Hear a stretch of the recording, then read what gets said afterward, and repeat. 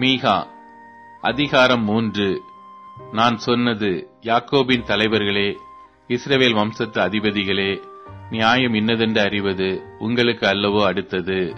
ஆனாலும் நன்மையை வெறுத்து தீமையை விரும்பி அவர்கள் மேல் இருக்கிற அவர்களுடைய தோலையும் அவர்கள் எலும்புகள் மேல் இருக்கிற அவர்களுடைய சதையையும் பிடுங்கி என் ஜனத்தின் சதையை தின்று அவர்கள் மேல் இருக்கிற அவர்களுடைய தோலை உரிந்து கொண்டு அவர்கள் எலும்புகளை முறித்து பானையிலே போடும் அன்னமாகவும் இறைச்சியை கொப்பரைக்குள்ளே போடும் அன்னமாகவும் அவைகளை துண்டிக்கிறார்கள்.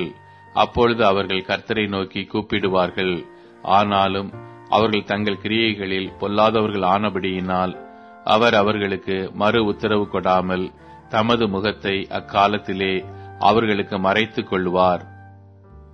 தங்கள் பற்களினால் கடிக்கிறவர்களாயிருந்து சமாதானம் என்று சொல்லி தங்கள் வாய்க்கு உணவை கொடாதவனுக்கு விரோதமாக சண்டைக்கு ஆயத்தம் பண்ணி என் ஜனத்தை மோசம் போக்குகிற தீர்க்க தரிசிகளுக்கு விரோதமாய் கர்த்தர் சொல்லுகிறது என்னவென்றால், தரிசனம் காணக்கூடாத ராத்திரியும் குறி சொல்லக்கூடாத அந்த காரமும் உங்களுக்கு வரும். தீர்க்க தரிசிகளின் மேல் சூரியன் அஸ்தமித்து அவர்கள் மேல் பகல் காரிருளாய் போகும்.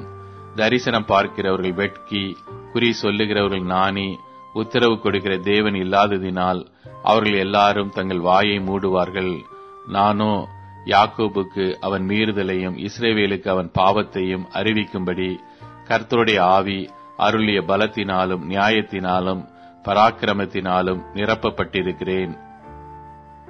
நியாயத்தை அருவருத்து செம்மையானவைகளை எல்லாம் கோணலாக்கி சீயோனை இரத்த பழியினாலும் எருசலேமை அநியாயத்தினாலும் கட்டுவிக்கிற யாக்கோபு வம்சத்து தலைவர்களே, இஸ்ரவேல் வம்சத்து அதிபதிகளே, இதை கேளுங்கள். அதன் தலைவர்கள் பரிதானத்துக்கு நியாயம் தீர்க்கிறார்கள். அதன் ஆசாரியர்கள் கூலிக்கு உபதேசிக்கிறார்கள். அதன் தீர்க்கதரிசிகள் பணத்துக்கு குறி சொல்லுகிறார்கள். ஆகிலும் அவர்கள் கர்த்தரை சார்ந்து கொண்டு, கர்த்தர் எங்கள் நடுவில் இல்லையோ, தீங்கு எங்கள் மேல் வராது என்கிறார்கள்.